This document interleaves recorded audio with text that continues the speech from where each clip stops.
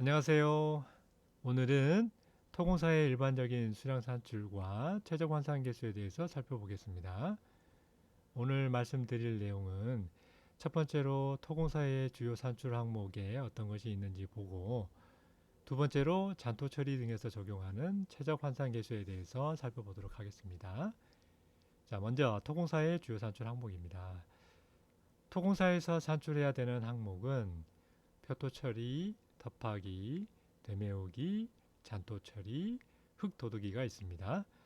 기본적으로 땅을 파고 메울 곳은 다시 메우고 남은 흙을 처리하는 작업들이라고 할 수 있는데요. 각각의 작업을 수행할 때 기준으로 하는 흙의 상태가 다르다라고 하는 점을 일단 기억해 두시기 바랍니다. 이 사진을 보시면 장비가 흙을 파서 트럭에 싣는 작업을 하고 있습니다. 이처럼 터파기는 기초의 형상에 따라서 파내야 할 흙의 수량을 산출하는 것을 말합니다. 여기서 파내야 할 흙의 최적은 자연 상태를 기준으로 계산합니다. 자, 이 사진에서는 구조체를 설치하고 남은 공간에 흙을 다시 채우는 작업을 하고 있는데요. 자, 이처럼 대메우기는 터파기를 한 후에 지하 구조체를 만들고 나서 남은 공간에 다시 흙을 충전하는 것을 말합니다. 대메우기에서도 충전할 흙의 최적은 자연 상태를 기준으로 계산을 합니다. 자, 이 사진에서는 현장에서 남은 흙을 외부로 반출하기 위해서 덤프 트럭에 싣는 과정을 보여주고 있는데요. 이처럼 잔토 처리는 터파기량에서 대메우기량을 제외하고 처리해야 할 수량을 의미합니다. 장내 처리가 있고 장외 처리가 있는데 비용이 다르게 적용되기 때문에 구분해서 산출을 합니다. 그런데 여기서 잔토 처리량은 흐트러진 상태를 기준으로 하고 있습니다. 자, 이 사진에서는 원래 지반이 낮았기 때문에 흙을 가지고 와서 다지는 과정을 보여주고 있는데요. 이처럼 흙 도둑이는 현 지반이 마감 지반보다 낮은 상황일 때 흙이나 모래를 쌓는 것을 의미합니다. 그런데 여기서 흙 도둑이는 다져진 상태를 기준으로 하고 있습니다. 자, 이처럼 토공사를 하다 보면 자연 상태의 흙을 파내면 공급이 증가해서 부피가 증가하게 되고, 이 흐트러진 상태가 되면 부피가 증가한 만큼 처리해야 할 물량이 증가하기 때문에 이 부분을 반영해서 계산을 해야 됩니다. 이렇게 흙을 다루면서 흙의 최적 변화를 반영하는 것이 이제 최적 환산 계수입니다. 자, 그럼 두 번째로 최적 환산 계수를 어떻게 적용하는지 살펴보도록 하겠습니다. 자, 우선 자연 상태의 흙을 파내면 흐트러진 상태가 되는데, 이렇게 흙을 파내면 공급이 20에서 30% 정도 증가하게 됩니다. 반대로 자연 상태의 흙을 다지면 최적이 15에서 20% 정도 감소하게 됩니다. 자, 이처럼 흙의 최적 변화는 자연 상태를 기준으로 해서 증가하거나 감소하는 분만큼 반영을 하게 됩니다. 먼저 최적 환산 계수 L부터 살펴보겠습니다. 자연 상태의 흙을 파내면 흐트러진 상태가 돼서 부피가 증가한다고 얘기했는데요. 이처럼 부피가 증가하는 것을 반영하기 위해 곱해주는 것이 최적 환산 계수 L입니다. 자, 영어로 흙이 루즈해진다는 것을 뜻합니다.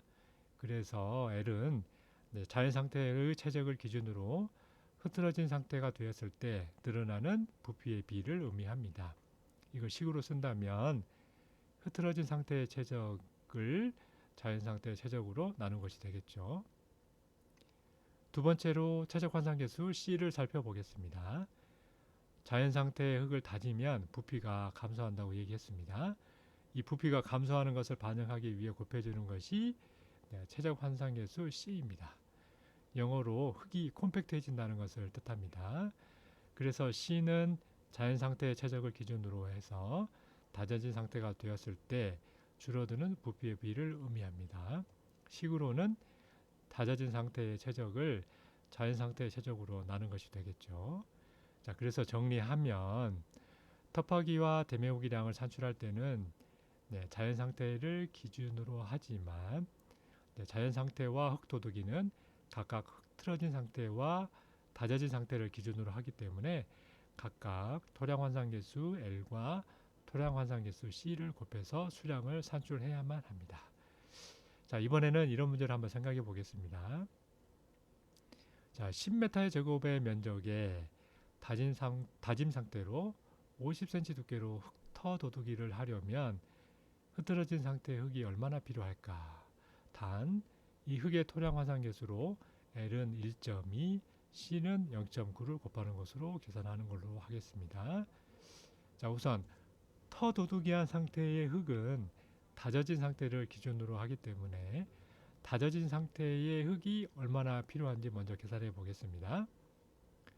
10제곱미터에 50cm 두께로 쌓는다고 했으니까 10 곱하기 0.5를 하면 5세제곱미터가 됩니다. 다져진 상태의 흙이 5세제곱미터가 필요하다는 것인데, 자, 이렇게 다져진 상태의 흙을 만들려면 자연 상태의 흙은 얼마나 필요하게 될까요? 이걸 계산하려면 자연 상태를 기준으로 해서 다져진 상태를 계산하는 것이 아니라 거꾸로 다져진 상태를 출발점으로 해서 자연 상태를 계산하는 것이기 때문에 최적 환산 계수의 역수를 곱해야만 하겠죠. 그래서 5세제곱미터를 0.9로 나누게 되면 5.56 세제곱미터가 됩니다. 자, 이 자연 상태의 흙을 만들려면 그럼 흐트러진 상태의 흙을 얼마나 실어와야 할까요? 자연 상태의 흙 5.56 세제곱미터를 흐트러진 상태로 만들 때 얼마나 부피가 늘어나는 것인지를 계산하면 되니까, 자, 최적 환산 계수 L을 곱하면 되겠죠. 자, 그러면 5.56에 1.2를 곱해서 6.67 세제곱미터가 필요하다는 것을 알 수가 있습니다. 따라서 흐트러진 상태의 흙 6.67 세제곱미터가 있으면 다져진 상태의 흙 5세제곱미터를 만들 수 있다라는 그런 얘기가 될 것 같습니다. 자, 자연 상태를 기준으로 해서 흐트러진 상태를 계산할 때는 최적 환산 계수 L을, 그리고 자연 상태를 기준으로 다져진 상태를 계산할 때는 최적 환산 계수 C를 곱한다는 것을 꼭 기억해 두시기 바랍니다. 네, 감사합니다.